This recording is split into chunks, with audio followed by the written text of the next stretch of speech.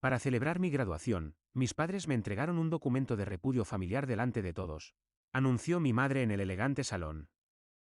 Mi hermana capturó cada segundo con su teléfono, sonriendo. Les agradecí cordialmente, guardé los papeles y salí del lugar. Jamás imaginaron lo que ya había logrado por mi cuenta. El establecimiento era de esos lugares exclusivos donde todo susurra dinero viejo, meseros con guantes blancos, candelabros venecianos colgando del techo altísimo, y rosas importadas adornando cada mesa. Mi madre, Beatriz, había reservado en la Quinta del Marqués con 6 meses de anticipación. Me dijo que era para festejar mi titulación de la Escuela de Leyes como la número 1 de mi generación en Yorktown. Toda la familia estará presente, había prometido. Debí sospechar algo. Cuando llegué, ya ocupaban la mesa principal. Mi padre, Eduardo, presidía con su traje gris perla, el mismo que usaba para las reuniones con accionistas. Mi hermana Valentina estaba junto a mamá, su celular ya en posición de grabación. Ni siquiera levantó la mirada cuando me acerqué. Mi cuñado Sebastián me saludó con un gesto incómodo. Siempre había sido el único razonable entre todos ellos, aunque hacía años que había aprendido a no contradecirlos. Aquí llega nuestra estrella, anunció Beatriz con esa dulzura envenenada que presagiaba problemas. Me acomodé alisando mi vestido. Llevaba algo discreto pero impecable, negro con detalles plateados. Mi ceremonia de graduación había sido 5 días atrás. Ninguno asistió. Beatriz alegó un compromiso con la fundación benéfica. Eduardo tenía un campeonato de tenis. Valentina estaba en el spa. La velada transcurrió con aparente normalidad. Eduardo ordenó champán francés sin consultar. Beatriz habló sobre su próximo crucero por el Mediterráneo. Valentina se quejó de que su arquitecto no comprendía su concepto para la terraza de su penthouse. Yo moví la comida en mi plato y aguardé. Llegó el café. Crème brûlée para compartir. El celular de Valentina se elevó apuntándome directamente. La pequeña luz roja brillaba en la penumbra del salón.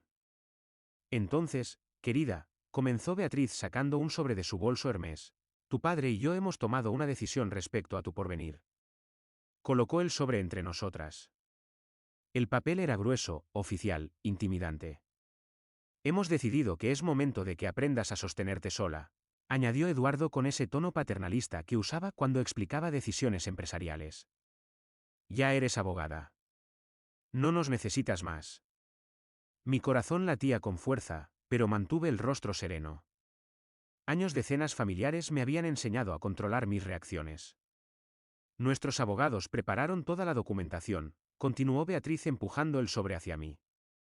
Esto formaliza la ruptura de todos los vínculos económicos y legales entre nosotros.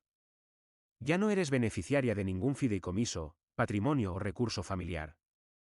Es por tu propio beneficio, dijo Eduardo probando su champán. Algún día nos lo agradecerás. El teléfono de Valentina permanecía firme, registrando todo. Sus labios formaban una sonrisa que no intentaba ocultar. Abrí el sobre. Dentro había papeles notariados, sellados, irrevocables. Un repudio familiar tan formal como puede serlo. Lenguaje jurídico sobre exclusión testamentaria, cese de todo respaldo financiero, terminación de acceso a cuentas compartidas. Habían sido meticulosos. De parte de todos nosotros, anunció Beatriz señalando alrededor de la mesa. Sus esmeraldas capturaban la luz, las mismas que mi abuela paterna le había legado antes de que Beatriz las hiciera rediseñar en algo más contemporáneo. Leí los documentos despacio, permitiendo que el silencio se extendiera. Valentina seguía filmando, probablemente esperando lágrimas, súplicas, un espectáculo del que pudieran burlarse después en su club ecuestre. En cambio, doblé los papeles cuidadosamente y los devolví al sobre. Luego alcé la vista y sonreí. Gracias, dije simplemente. Beatriz parpadeó. ¿Perdón? Gracias. Esto es extraordinariamente generoso de su parte. Me puse de pie recogiendo mi bolso. Aprecio que se hayan tomado tantas molestias. Los honorarios legales deben haber sido considerables. El rostro de Eduardo se endureció. ¿No vas a montar un escándalo? ¿Por qué habría de hacerlo? Acaban de darme el obsequio más valioso que podría recibir. Guardé el sobre bajo mi brazo. Libertad absoluta de todos ustedes. Valentina bajó ligeramente su teléfono, desconcertada. Caminé fuera de la quinta del Marqués sin voltear. Detrás de mí escuchaba la voz indignada de Beatriz elevándose. Los dejé creer que habían ganado. Los dejé pensar que me habían destruido. No tenían la menor idea de lo que yo ya había construido. 4 años antes, durante mi primer semestre de posgrado, había vuelto a casa para Año Nuevo. Valentina acababa de anunciar su compromiso con Sebastián, cuya familia poseía una cadena hotelera en toda la costa atlántica. Beatriz estaba eufórica. Finalmente, una hija que se casaba apropiadamente, que produciría nietos presentables, que entendía la importancia de las conexiones sociales. Los escuché en la biblioteca después de la cena. Beatriz, Eduardo y mi tío Rodrigo, que había volado desde Buenos Aires. Discutían sobre patrimonio familiar, estructuras de inversión y herencias. Me quedé inmóvil fuera de la puerta, sosteniendo una taza de té que había ido a buscar, oyendo cada palabra. Cuando Valentina se case con el muchacho Salazar, estará protegida, había dicho Eduardo. Pero la otra, se refería a mí, todo lo que hace es estudiar. Sin perspectivas matrimoniales, sin contactos que valgan la pena mencionar. Es socialmente torpe, había coincidido Beatriz. ¿La viste en la gala de los Mendoza? Pasó toda la noche hablando con el contador sobre regulación fiscal. Derecho fiscal en una fiesta de beneficencia. Deberíamos cortar por lo sano, había sugerido Rodrigo. ¿Para qué desperdiciar recursos? Nunca conseguirá un buen matrimonio. Probablemente termine en una oficina gubernamental ganando una miseria. Esperemos hasta que se gradúe, había decidido Eduardo. Veremos si al menos aprueba el examen de colegiatura. Si lo hace, la liberamos. Si no, reconsideraremos. No tiene sentido mantener a alguien que ni siquiera puede lograr eso. Los tres se habían reído, como si yo fuera una inversión fallida, una acción sin valor. Subí las escaleras en silencio. La taza de té temblaba en mi mano, pero mi mente ya estaba trabajando, ya estaba planificando. Al día siguiente regresé temprano a la universidad alegando compromisos académicos. Fui directamente a mi mentora, la doctora Isabel Montero, una de las abogadas más respetadas en Derecho Corporativo Internacional. Ella me había guiado desde mi primer curso, viendo algo en mí que mi familia jamás percibió. Necesito su ayuda, le dije. Necesito entender fideicomisos familiares, planificación patrimonial, estructuras corporativas. Todo. No solo lo superficial que vemos en clase. Necesito saber cómo proteger activos, cómo construir riqueza de forma independiente, cómo asegurarme de que nadie pueda controlarme financieramente jamás.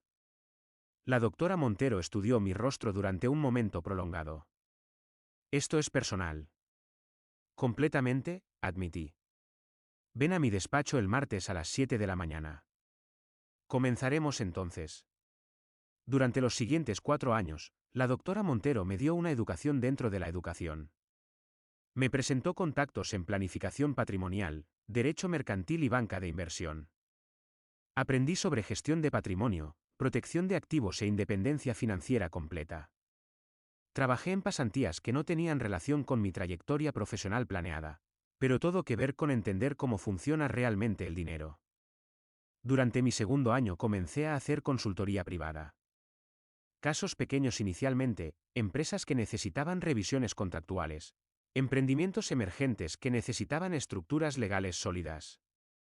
Cobré honorarios razonables y construí una reputación por ser meticulosa, eficiente y absolutamente discreta. El boca a boca se extendió en la comunidad tecnológica, especialmente en el corredor Boston-Nueva York. Para mi tercer año tenía suficiente capital ahorrado para invertir. Encontré una startup llamada Cryptosiel, 3 desertores del MIT con una aproximación revolucionaria para seguridad en blockchain. Su tecnología era brillante, pero su estructura empresarial era caótica. Ofrecí reorganizar completamente su marco legal corporativo a cambio de participación accionaria. 3% de la compañía. Aceptaron. La empresa pasó de 3 personas en un sótano a 70 empleados en 8 meses. Para cuando me gradué, Cryptosield acababa de ser adquirida por un consorcio tecnológico europeo por $950 millones. Mi participación del 3% valía 28 millones y medio de dólares. Lo mantuve completamente oculto. No se lo dije a nadie, ni siquiera a Sebastián, quien lo habría comprendido. El dinero estaba en cuentas de inversión diversificadas, protegido por estructuras legales que yo misma había diseñado. Mi familia no tenía la menor sospecha. Pensaban que solo estaba estudiando, siendo su hija aburrida y torpe que no conseguía marido. La semana anterior a la graduación hice que mi propio abogado redactara documentos complementarios, una renuncia formal a cualquier reclamación futura sobre los activos familiares, un movimiento preventivo para protegerme si alguna vez intentaban regresar alegando que les debía algo o que mi éxito se basaba en su fundación. Había planeado presentárselo yo misma, junto con algunas palabras selectas sobre lo que podían hacer con su dinero. Pero se me adelantaron, y al hacerlo, lo hicieron infinitamente más satisfactorio. Conduje hasta mi apartamento en Yorktown Heights, un espacio compacto de 2 habitaciones que había estado alquilando durante 18 meses. Todo lo que poseía cabía en mi automóvil. Me había preparado para este momento, aunque no sabía exactamente cuándo llegaría. El apartamento se sentía diferente cuando entré. Más liviano de alguna manera, a pesar de las cajas pendientes. Me serví una copa de vino blanco y me senté junto a la ventana, observando las luces de la ciudad parpadear en la distancia. Este lugar había sido mi refugio, pero era hora de avanzar. Hora de entrar en la vida que había estado construyendo en secreto. Pensé en el día que firmé el acuerdo de Cryptosiel. Los fundadores habían sido escépticos cuando una estudiante de posgrado se ofreció a revisar su estructura corporativa a cambio de participación accionaria en lugar de efectivo. Habían tenido abogados antes, caros, de grandes despachos, que cobraban tarifas astronómicas y entregaban documentos genéricos que no consideraban su tecnología específica ni su trayectoria de crecimiento. Pasé 4 semanas analizando cada aspecto de su negocio, protección de propiedad intelectual, cronogramas de consolidación de capital de los fundadores, términos de inversión que los protegerían de capitalistas de riesgo predatorios, planes de opciones sobre acciones para empleados que atraerían al mejor talento. Les construí un marco legal que podía escalar de 3 personas a 300 sin necesidad de reestructuración total. Cuando presenté mi trabajo, su desarrolladora principal, Alicia Vargas, revisó los documentos durante 15 minutos sin hablar. Finalmente levantó la vista. Esto es superior a cualquier cosa que hayamos recibido de firmas que nos cobran $5.000 por hora. ¿Por qué haces esto por participación accionaria? Porque creo en lo que están construyendo, le dije. Y porque algún día esa participación valdrá más que cualquier honorario. ¿Estás loca o eres brillante?, preguntó Alicia. Posiblemente ambas cosas. Me dieron la participación. El 3% había parecido modesto entonces, pero vi crecer a Cryptosiel durante los siguientes 3 años, rastreando cada ronda de financiamiento, cada lanzamiento de producto, cada expansión internacional. Continué asesorándolos extraoficialmente, respondiendo consultas durante cafés, conectándolos con clientes y socios potenciales. Valoraron mi aporte lo suficiente como para aumentar mi participación al 4% sin que yo lo solicitara, finalizando el papeleo 8 meses antes de que comenzaran las conversaciones de adquisición. Cuando iniciaron las negociaciones de adquisición, Alicia me llamó personalmente. Estamos en conversaciones con Techcore International. La oferta es sustancial, pero no firmaremos nada hasta que revises los términos. Pasé 2 semanas negociando en su nombre, asegurándome de que los fundadores recibieran la valoración que merecían y que sus empleados fueran protegidos. El precio final de adquisición había superado la oferta inicial en casi $120 millones. Mi participación del 4% se tradujo en $38 millones antes de impuestos. Después de impuestos federales, estatales y ganancias de capital, me quedaron aproximadamente $26 millones.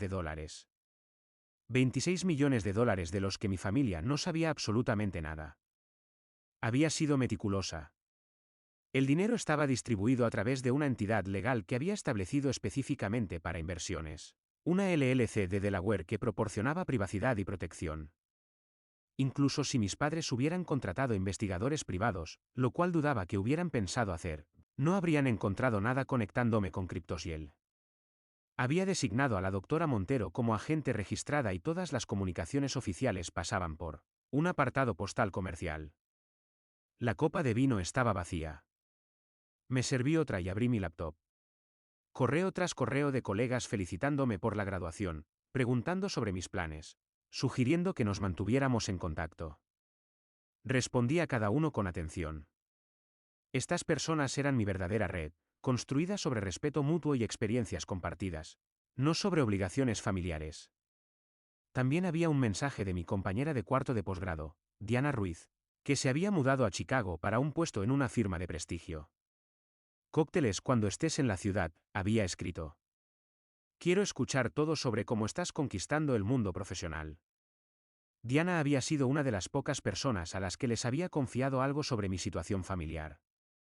No todo, pero lo suficiente. Me había visto trabajar hasta altas horas en mis proyectos de consultoría mientras otros estudiantes estaban en bares o eventos de networking. Me había preguntado una vez por qué me esforzaba tanto.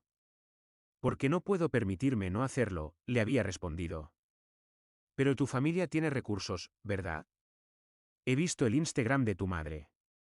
Siempre está en eventos benéficos de alto perfil. Ese es su dinero, no el mío. Y nunca lo será. Diana había sentido lentamente, entendiendo algo que yo no había expresado explícitamente. Nunca volvió a mencionar el tema, pero comenzó a presentarme personas que podrían impulsar mi carrera. Profesores visitantes, exalumnos, abogados en práctica privada que buscaban asociados talentosos. Me respaldaba sin hacer alarde de ello. Tomé nota mental de aceptar esa invitación. Quizás llevarle una buena botella de vino como agradecimiento por 4 años de apoyo silencioso. Mi teléfono sonó mientras organizaba archivos. ¿Valentina? ¿Crees que eres tan inteligente?, siseó cuando respondí. Saliendo así. Acabas de demostrar todo lo que dijeron sobre ti. Eres una malagradecida, una arrogante. ¿Crees que puedes sobrevivir por tu cuenta? No tienes idea de cómo funciona el mundo real. Probablemente tengas razón, dije suavemente, cerrando una caja. Supongo que lo descubriremos. Volverás arrastrándote en 6 meses. Verás lo difícil que es sin el dinero de papá. Sin el apellido familiar no eres nadie. Sin nosotros no eres nada. Valentina, voy a terminar esta llamada ahora. Buena suerte con tu terraza. Desconecté y bloqueé su número. Luego el de mi madre. Luego el de mi padre. Una separación absoluta. Ya había aceptado un puesto en Davidson and Associates, una firma prestigiosa en Washington, D.C. Mi salario inicial era de $240,000 al año, suficiente para vivir cómodamente, pero tenía otros planes. A la mañana siguiente me reuní con una agente inmobiliaria.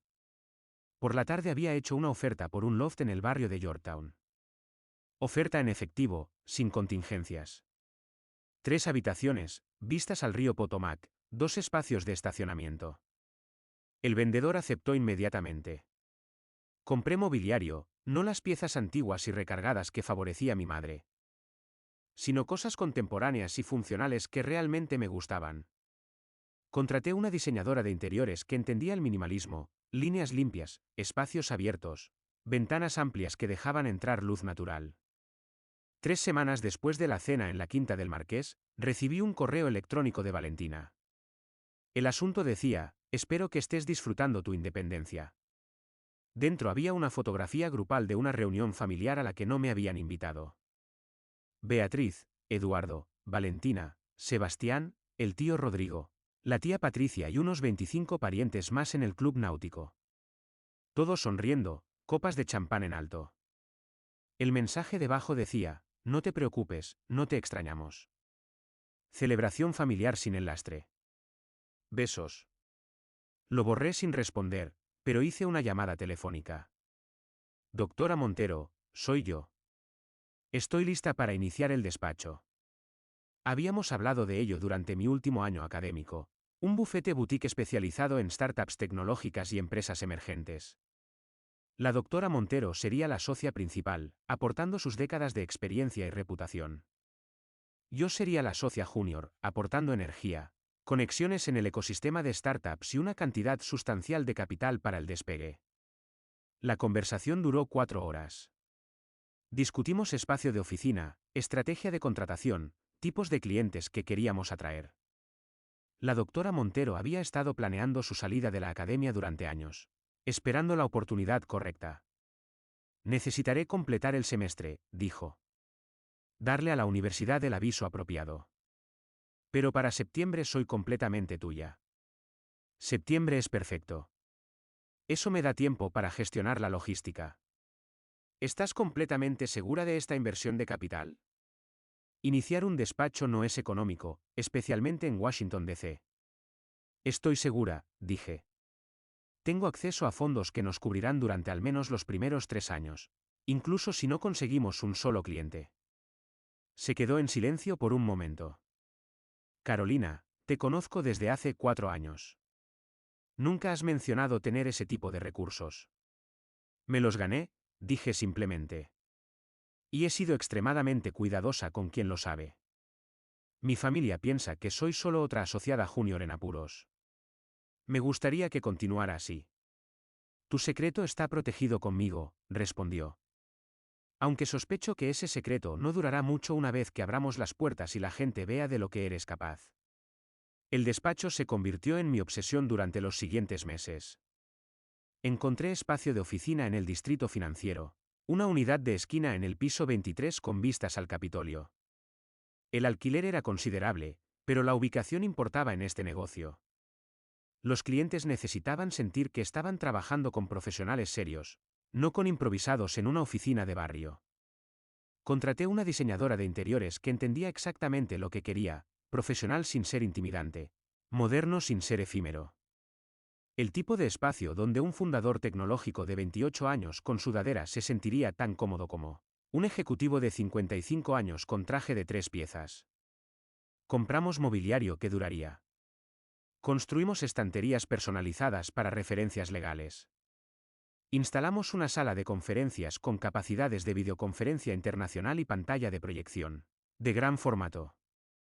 Mi oficina era moderada, más pequeña que la oficina de esquina de la doctora Montero, pero tenía todo lo necesario, un escritorio con suficiente superficie para extender documentos complejos, sillas cómodas para reuniones con clientes, y un archivero donde guardaba expedientes de casos activos. El proceso de contratación fue riguroso. Necesitábamos asociados que fueran brillantes sin ser arrogantes, trabajadores sin estar quemados, personas que entendieran que estábamos construyendo algo diferente del modelo tradicional de grandes despachos corporativos. Entrevistamos a docenas de candidatos antes de encontrar 2 que encajaran perfectamente. Lucía Herrera, recién graduada de Columbia con un talento excepcional para negociación contractual, y Thomas Way, quien había pasado 4 años en un despacho corporativo antes de decidir que quería trabajar con innovadores en lugar de corporaciones establecidas. Luego estaba el marketing. No podíamos simplemente colgar un letrero y esperar que aparecieran clientes. Me comuniqué con cada contacto que había cultivado durante mis años de consultoría. Alicia Vargas de Cryptoshield se convirtió en una embajadora no oficial, recomendándonos a otros fundadores en su red. La doctora Montero aprovechó sus conexiones académicas, atrayendo empresas establecidas que necesitaban experiencia especializada. Escribimos artículos para revistas jurídicas, posicionándonos como líderes de pensamiento en derecho tecnológico e innovación. El sitio web requirió semanas de perfeccionamiento, diseño limpio, estudios de casos que mostraban nuestra experiencia sin violar confidencialidad de clientes, biografías que destacaban nuestras credenciales sin sonar pomposas. Queríamos proyectar competencia y accesibilidad en igual medida. Montero Legal Partners abrió un jueves de octubre, exactamente 8 meses después de esa cena en la Quinta del Marqués. Tuvimos champán en la sala de conferencias a las 6 de la tarde, solo nosotros 4. Sin gran fiesta, sin comunicado de prensa. Brindamos por el futuro y regresamos al trabajo. El primer mes fue tranquilo, lo esperábamos. Construir reputación requiere tiempo, especialmente cuando compites contra despachos establecidos con décadas de trayectoria. Pero teníamos paciencia y suficiente capital para resistir el periodo inicial. Nuestro primer cliente significativo llegó en noviembre. Una startup de biotecnología que necesitaba ayuda navegando regulaciones gubernamentales y ley de patentes. Era exactamente el tipo de trabajo complejo e interesante que queríamos. Lucía tomó la iniciativa en las solicitudes de patentes mientras yo manejaba la estructura corporativa. El caso tomó 5 meses y resultó en un lanzamiento exitoso del producto y un cliente extremadamente satisfecho que nos refirió a otras 4 empresas. Para marzo teníamos un flujo constante de trabajo. Se corrió la voz de que Montero Legal Partners ofrecía resultados excepcionales sin las facturas infladas y las pesadillas burocráticas de despachos más grandes. Éramos receptivos, creativos y genuinamente nos importaba el éxito de nuestros clientes más allá de las horas facturables. Trabajaba jornadas de 14 horas y amaba cada minuto. Esto era mío de una manera que nada había sido antes. No me lo entregaron. No se esperaba. No era obligatorio. Construido desde cero mediante inteligencia, trabajo incansable y planificación estratégica. Mantuvimos el despacho selectivo. Solo aceptamos clientes en los que creíamos, empresas que estaban haciendo algo genuinamente innovador. Nuestra reputación creció rápidamente. Al final del primer año teníamos lista de espera. Nunca publiqué nada en redes sociales. Nunca envié anuncios. Dejé que mi familia pensara que estaba luchando en algún gran despacho corporativo, trabajando semanas de 100 horas para socios que no sabían mi nombre. 21 meses después de la cena en la Quinta del Marqués, estaba tomando café con un cliente potencial en el distrito financiero cuando escuché voces inconfundiblemente familiares. Alcé la vista para ver a mis padres entrando en la misma cafetería, en conversación intensa con un hombre en traje caro. Beatriz me vio primero. Su boca se abrió ligeramente, luego se comprimió en una línea delgada. Eduardo siguió su mirada, su expresión enfriándose visiblemente. No podían evitarme exactamente. La cafetería era compacta y yo estaba sentada cerca de la entrada. Hola, madre. Padre, dije. Carolina, dijo Beatriz rígidamente. ¿Qué estás haciendo aquí? Reuniéndome con un cliente. Señalé la silla vacía frente a mí. Llegará en cualquier momento. Veo que todavía estás, Eduardo se interrumpió, mirándome de arriba a abajo. Mi traje era de diseñador, sutilmente costoso. Mi reloj era un Cartier que me compré el día que el despacho obtuvo su primera ganancia significativa. ¿Trabajando?, pregunté. Sí. Va extraordinariamente bien. ¿Sigues con ese despacho grande?, preguntó Beatriz. ¿Davidson algo? No. Renuncié hace aproximadamente 1 año y medio. Sus rostros cambiaron. Un destello de satisfacción. Aquí estaba, pensaban. Este era el momento en que admitía haber fallado, el momento en que pedía ayuda. Inicié mi propio despacho, continué suavemente. Ha sido bastante exitoso. Tu propio despacho. El tono de Eduardo era completamente escéptico. Eso requiere capital considerable, conexiones, experiencia. Sí, así es, sonreí. Afortunadamente tenía las 3 cosas. Mi cliente entró entonces, salvándome de conversación adicional. Blake Richardson, CEO de Nanotech Solutions, una empresa valorada en $4.000 millones. Era joven, brillante e intensamente leal a las pocas personas en las que confiaba. Yo había manejado la estructura legal de su empresa desde sus primeras etapas. Carolina, cruzó la cafetería con pasos rápidos, mano extendida. Disculpa el retraso. La reunión con inversionistas se extendió. Me puse de pie estrechando su mano. Sin problema, Blake. Tomemos esa mesa de la esquina. Mientras pasábamos junto a mis padres, vi sus rostros. El reconocimiento amaneciendo. Blake Richardson aparecía regularmente en Forbes y TechCrunch. Cualquiera en la comunidad empresarial conocía quién era. No miré atrás. Durante el año siguiente el despacho creció exponencialmente. Asumimos clientes más grandes, casos más complejos.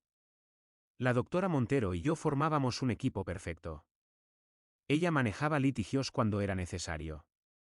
Yo manejaba negociaciones, contratos y las intrincadas estructuras legales que protegían las innovaciones de nuestros clientes. Compré una segunda propiedad en Virginia del Norte, una finca con viñedos de la que me había enamorado durante un viaje de fin de semana. Se convirtió en mi retiro, el lugar al que iba cuando la ciudad se sentía demasiado saturada. Y luego, 3 años después de la cena en la Quinta del Marqués, recibí una llamada de Sebastián. Carolina, soy yo. Por favor, no cuelgues. Casi lo hice, pero algo en su voz me detuvo. ¿Qué quieres? Necesito hablar contigo personalmente. Es importante. Sebastián, no tengo interés en. Se trata de tu familia. Por favor. Solo una hora. Nos reunimos en un lugar neutral, un restaurante en Alexandria. Sebastián parecía agotado, mayor de sus 34 años. La sonrisa relajada que siempre había llevado había desaparecido. Valentina y yo nos estamos divorciando, dijo sin preámbulos. Será definitivo en 2 meses. Lo siento, dije automáticamente. Sacudió la cabeza. No lo sientas. Debería haberlo hecho hace años. Respiró profundamente. Tu familia está en serios problemas, Carolina. Problemas financieros graves. Dejé mi vaso de agua. ¿Qué tipo de problemas? Tu padre hizo algunas inversiones catastróficas hace aproximadamente 3 años, justo después de que te fueras. Invirtió una cantidad enorme en un proyecto de desarrollo inmobiliario que colapsó completamente. Luego intentó recuperar las pérdidas en el mercado de valores. Mal momento, peores decisiones. ¿Qué tan grave? Van a perder la residencia. La membresía del club ya se canceló. Tu madre vendió la mayoría de sus joyas el mes pasado. Están tratando de mantener apariencias, pero la gente está empezando a notarlo. ¿Por qué me dices esto? Porque Valentina ha estado hablando de comunicarse contigo. Ella cree que ayudarás. Tu madre también. Me han estado haciendo preguntas. Si sé dónde vives, ¿cuánto podrías valer si todavía estás en ese despacho grande? ¿Y les dijiste? Les dije que no tengo contacto contigo, lo cual era verdad hasta hoy. Se inclinó hacia adelante. Carolina, van a venir a ti. Y van a actuar como si los últimos 3 años nunca hubieran sucedido. Como si no te hubieran repudiado en un restaurante mientras Valentina lo filmaba para entretenerse. Van a esperar que arregles esto. ¿Qué crees que debería hacer? Esa no es mi decisión. Solo pensé que merecías una advertencia.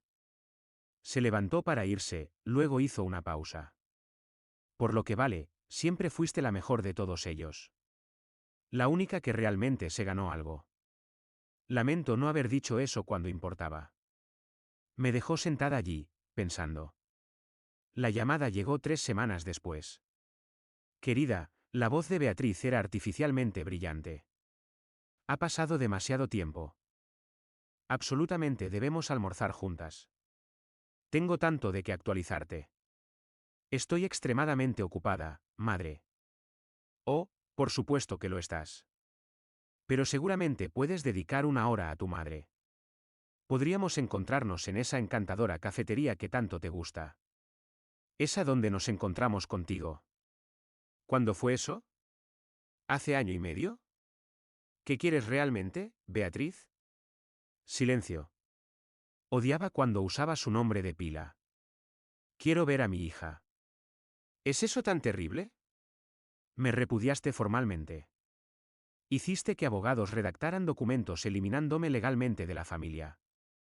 Dejaste absolutamente claro que era una decepción, una carga. Un lastre, según el mensaje de Valentina. ¿Qué ha cambiado exactamente? ¿Eso fue? Beatriz titubeó. Pensamos que estábamos haciendo lo mejor para ti. Enseñándote independencia. Repudiándome en mi cena de graduación mientras Valentina lo grababa. Tu hermana solo estaba, no quiso decir nada con eso. ¿Qué quieres realmente, madre? Otra pausa. Cuando volvió a hablar, el brillo artificial había desaparecido por completo. Necesitamos hablar sobre las finanzas familiares. Tu padre y yo hemos tenido algunos contratiempos. Y pensamos que tal vez podrías ayudar. Como abogada debes entender de inversiones, estructuras financieras. Podríamos usar tu experiencia. ¿Mi experiencia? Sí. Y quizás alguna asistencia temporal mientras reestructuramos algunas cosas. Somos familia, Carolina. La familia se ayuda mutuamente. Dejé que el silencio se extendiera. Lo consideraré, dije finalmente. Te devolveré la llamada. No devolví la llamada. En su lugar, hice que mi asistente redactara una carta formal. Legal, fría, irrevocable. Les recordaba que habían cortado legalmente todos los vínculos conmigo 3 años antes. Que yo no tenía ninguna obligación legal o moral de proporcionar asistencia de ningún tipo. Y que cualquier contacto futuro debería pasar por mi abogado. Adjunté una copia de sus propios documentos de repudio, los que me presentaron en la Quinta del Marqués. En la parte inferior incluí una línea personal escrita a mano, me enseñaron a valerme por mí misma. Gracias por esa lección invaluable. Hice que se entregara por mensajero a su residencia actual, la que estaban a punto de perder. Valentina llamó 3 días después. Sin pretensiones esta vez. Eres una egoísta, Siseo. Después de todo lo que te dimos. Te criamos. Pagamos tu educación. Pagaron la licenciatura. Yo saqué préstamos estudiantiles para el posgrado. Revisa tus registros. Te dimos un hogar, oportunidades. Me dieron desprecio, aprobación condicional y un repudio público completo con evidencia en vídeo. ¿Guardaste ese vídeo, por cierto? Espero que sí. Sería evidencia excelente si intentas afirmar lo contrario. ¿Realmente vas a quedarte parada mientras tu familia lo pierde todo? Exactamente lo que me enseñaron a hacer. Valerme por mí misma. Cuidar de mí misma. No ser un lastre. Mantuve mi voz completamente nivelada, profesional. Dejaste muy claro que yo no era nadie sin el apellido familiar. Esta soy yo demostrándote que estabas completamente equivocada. No puedes hacer esto. Ya lo hice. Adiós, Valentina. Bloqueé su número también. Las siguientes semanas trajeron un aluvión de intentos, correos electrónicos de familiares distantes, conocidos, personas con las que no había hablado en años, repentinamente interesados en reconectar. Cada mensaje era transparente en su propósito. Habían oído que la familia estaba luchando. Habían oído que me iba bien.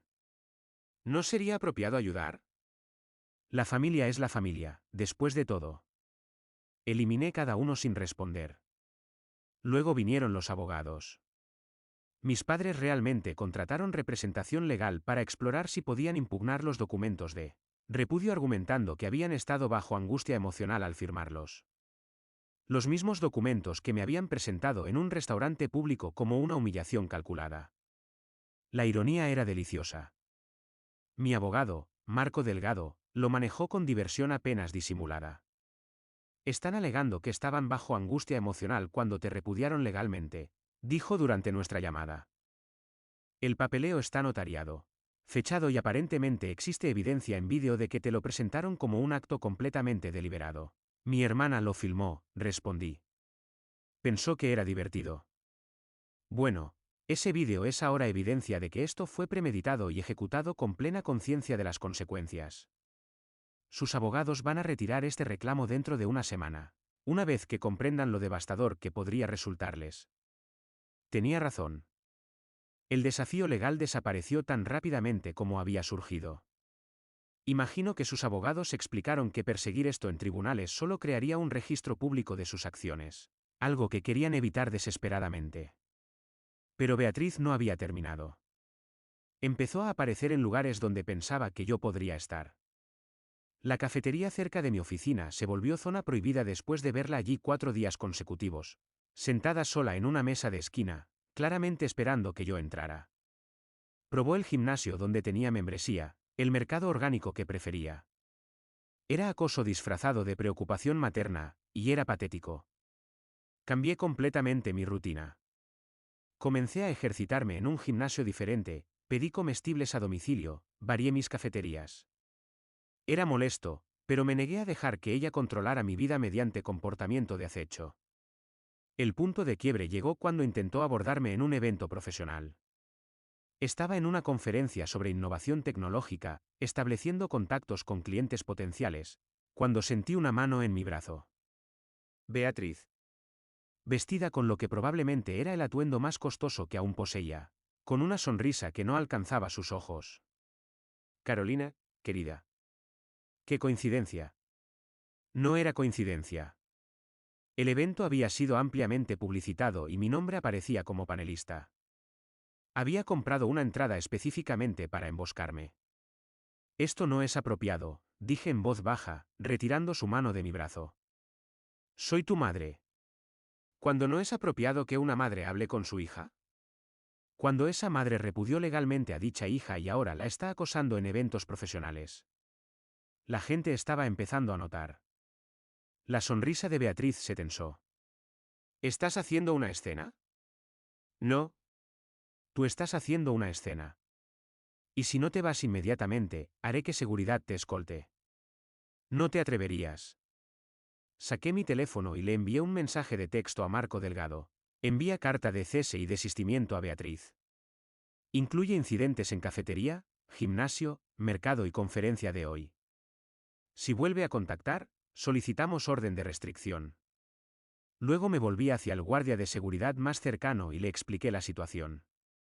Fue profesional, cortés y absolutamente firme al escoltar a Beatriz fuera del edificio. Ella protestó, alegando emergencia familiar y malentendidos, pero el guardia había escuchado suficiente de nuestra conversación como para entender la situación. Mientras se la llevaban, se volvió hacia mí. Tu padre está enfermo, Carolina. Está teniendo problemas cardíacos por el estrés. ¿Realmente quieres eso en tu conciencia? Sentí un destello de algo. No exactamente culpa. Tal vez solo el fantasma de viejas obligaciones, patrones de pensamiento que decían que la familia significaba algo independientemente de cómo te trataran. Pero luego recordé la biblioteca. ¿La risa? ¿Para qué desperdiciar recursos? Nunca conseguirá un buen matrimonio. Debería reducir sus niveles de estrés entonces, dije uniformemente. Escuché que los procedimientos de bancarrota son bastante directos en estos días. El guardia se la llevó. Varias personas que habían presenciado el intercambio me dirigieron miradas de comprensión. Una capitalista de riesgo con la que había esperado conectarme se me acercó después de que Beatriz se fue. ¿Problemas familiares?, preguntó. Exfamilia, corregí. Me repudiaron legalmente. Ahora quieren regresar porque resulté exitosa. Se rió. Tuve una tía que intentó algo similar. Me echó de su casa a los 19 años. Me dijo que nunca llegaría a nada. Intentó pedirme dinero prestado 12 años después. Algunas personas solo te valoran por lo que puedes darles. Exactamente. Me caes bien. Dijo. Tomemos café la próxima semana.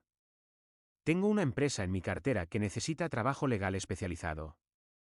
Esa conversación por sí sola hizo que la incomodidad de la emboscada de Beatriz valiera la pena. La carta de cese y desistimiento salió al día siguiente. El acoso finalmente se detuvo. Eduardo intentó un enfoque diferente. Envió una carta física a mi oficina, evitando el correo electrónico y las llamadas que sabía que había bloqueado. El sobre era grueso, papelería cara que reconocí de su escritorio personal. Dentro había una carta escrita a mano de 4 páginas. Casi la tiré sin leerla, pero la curiosidad ganó. La carta comenzaba con una especie de disculpa. Reconocía que el repudio se había manejado mal, que tal vez las emociones estaban más elevadas de lo apropiado. No exactamente asumiendo responsabilidad completa, pero más cerca de lo que esperaba. Luego vino la justificación exhaustiva. Explicó los problemas financieros en detalle minucioso. El acuerdo de desarrollo inmobiliario que parecía garantizado. Respaldado por personas en las que había confiado durante décadas.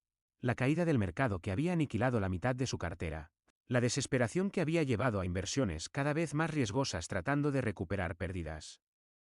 Expuso todo como un estudio de caso sobre cómo no administrar patrimonio. La página final era la petición directa. Necesitaba $60.000 para salvar la residencia y estabilizar sus finanzas. Me devolvería el dinero, por supuesto, con intereses razonables. Solo necesitaba tiempo para reestructurarse, para recuperar estabilidad. La familia ayuda a la familia en tiempos de crisis, escribió. Seguramente entiendes eso. $60.000. Un número específico, cuidadosamente calculado. Suficiente para resolver sus problemas inmediatos, pero no tan grande como para parecer irrazonable para alguien que él creía que era solo una abogada exitosa. No tenía la menor idea de que esa cantidad representaba apenas el 2% de mis activos líquidos. Leí la carta 2 veces, luego la pasé por la trituradora de la oficina. Ver las páginas convertirse en tiras finas de papel se sintió profundamente terapéutico. Mi respuesta fue más breve. Una frase escrita a mano en el membrete de mi despacho, entregada por mensajero. Me enseñaron que la familia es un privilegio que debe ganarse, no un derecho garantizado. Ustedes revocaron ese privilegio. La lección fue aprendida permanentemente. Eduardo apareció en el edificio de mi oficina la semana siguiente. Pasó la seguridad del lobby afirmando ser un cliente con cita. Mi asistente me llamó por el intercomunicador, incierta. Hay un Eduardo aquí para verte.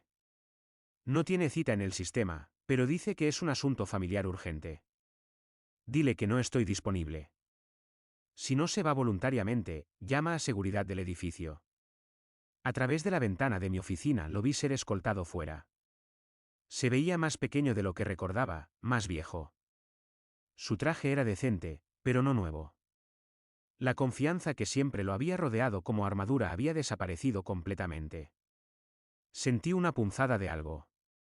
No exactamente simpatía. Tal vez solo el reconocimiento de que este hombre, que había parecido tan poderoso durante toda mi infancia, era humano después de todo. Falible.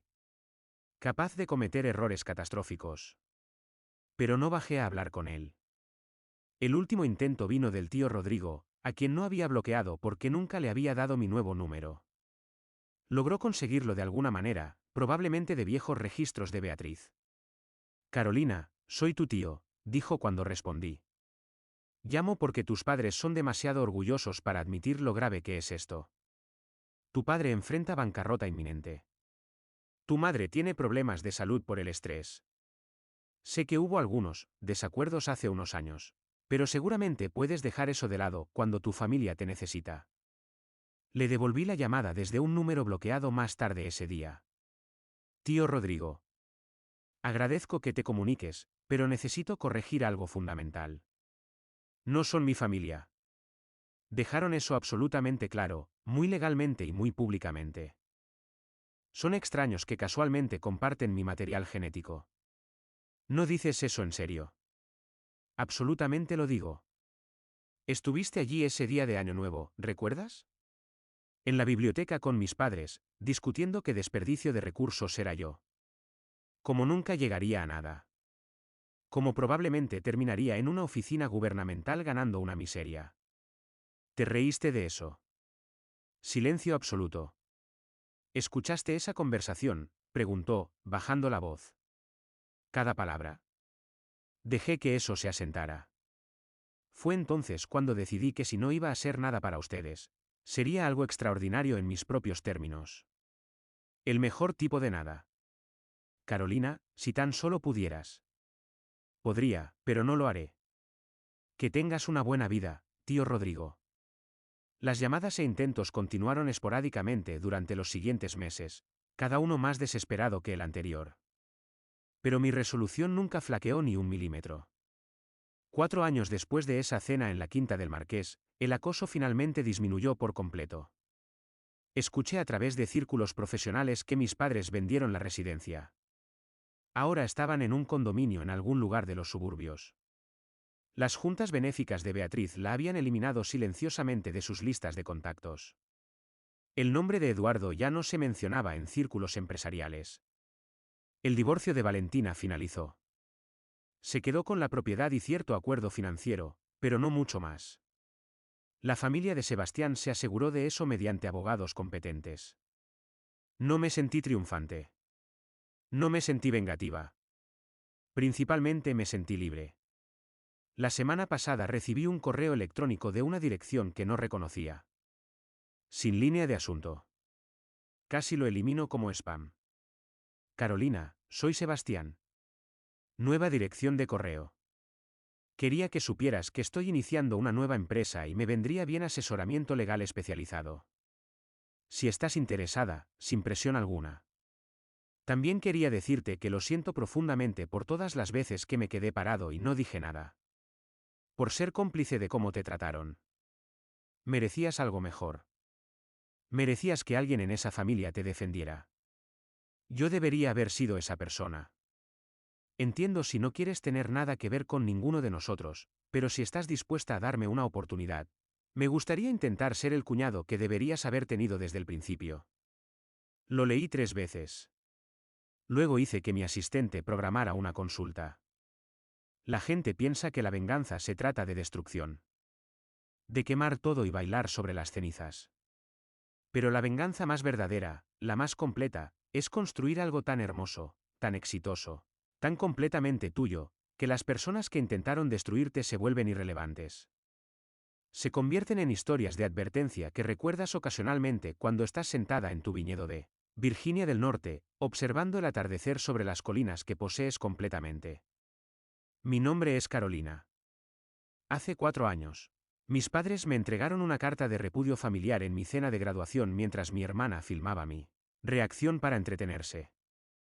Les di las gracias, tomé los papeles y me marché con dignidad. No tenían la menor idea de que yo ya había construido un imperio que no podían tocar. Que su rechazo me había liberado para convertirme en alguien que nunca imaginaron que podría ser.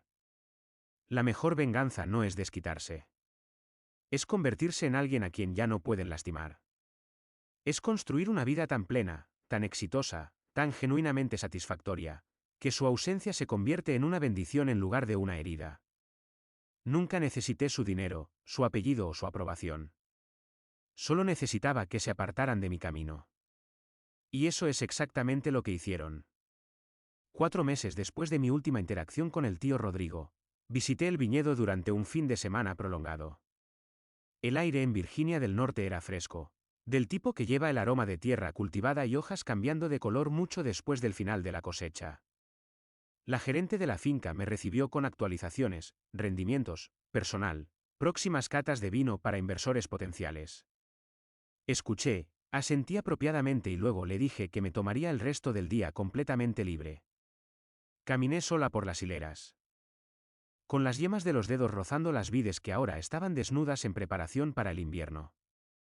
Esta tierra había sido mi santuario, la prueba silenciosa de que todo lo que tenía lo había construido yo misma. Sin ayuda, sin concesiones, sin compromisos. Al atardecer me senté en la terraza con vistas al valle. El cielo era dorado profundo, desvaneciéndose en violeta intenso. El tipo de vista que el dinero no puede comprar porque exige paz interior para apreciarlo verdaderamente. Mi teléfono vibró suavemente. Un correo electrónico de Lucía, una de mis asociadas en el despacho. Asunto: propuesta de expansión estratégica. Adjunto había un documento detallado que describía un plan para abrir una segunda oficina en Boston. Era ambicioso pero sólido, respaldado por proyecciones financieras realistas y análisis de mercado competente. Sonreí, bebiendo el vino que había producido bajo mi propia etiqueta privada, Montero Vineyards. Hace 4 años mi familia se habría reído de la idea de que yo dirigiera un negocio, mucho menos varios simultáneamente. Lo habrían llamado poco realista, impropio, poco femenino, inapropiado. Ahora la gente en mi industria lo llamaba visionario. Presioné responder: parece prometedor. Discutámoslo el martes por la mañana. Excelente trabajo. Luego dejé el teléfono a un lado, observando desaparecer la última franja de sol detrás de las colinas distantes. A veces la libertad no parece victoria ruidosa o celebración dramática. Parece calma. Suena a silencio donde solía vivir el caos constante. Se siente como saber, con certeza absoluta, que no le debes nada a nadie que haya intentado hacerte pequeña. Cuando pensaba en Eduardo y Beatriz ahora, ya no sentía ira hirviente. Tampoco sentía lástima condescendiente. Solo distancia. Una separación limpia y misericordiosa entre quienes eran ellos y en quien me había convertido yo. Habían construido sus vidas alrededor de apariencias superficiales, y esas apariencias se habían derrumbado inevitablemente. Yo había construido la mía alrededor de propósito genuino, y había echado raíces profundas e inamovibles. Me serví otra copa de vino, recostándome en la silla mientras las primeras estrellas comenzaban a aparecer. Si alguien le hubiera dicho a la chica parada fuera de esa biblioteca hace años, la que sostenía una taza de té temblorosa, escuchando a su familia reírse cruelmente de su futuro, que terminaría aquí, en este lugar de paz y logro, no les habría creído. Pero tal vez ese era precisamente el punto. Cada palabra cruel, cada desprecio, cada conversación engreída a puertas cerradas, todo eso había construido el fuego que necesitaba para forjarme a mí misma. No había sobrevivido a pesar de ellos. Había tenido éxito porque finalmente dejé de intentar ganar su aprobación imposible. Pensé en la doctora Montero, la mujer que había visto potencial donde mis padres vieron inconveniencia. Se había retirado completamente 18 meses antes, dejándome el control total de Montero Legal Partners. Todavía hablábamos regularmente. Llamó la semana pasada solo para decir que estaba orgullosa de mí. Eso significaba infinitamente más que cualquier cosa que mi familia pudiera decir jamás. Miré una vez más al valle de abajo, donde las luces comenzaban a parpadear en la distancia como estrellas terrestres emergiendo lentamente. Libertad. Paz. Legado. Tres cosas que había construido completamente en mis propios términos. Alcé la copa hacia el horizonte en un brindis silencioso, por cada mujer a la que alguna vez le dijeron que no era suficiente. Que alguna vez fue subestimada, repudiada, descartada como insignificante. Por demostrar, con cada logro silencioso, que estaban completamente equivocados.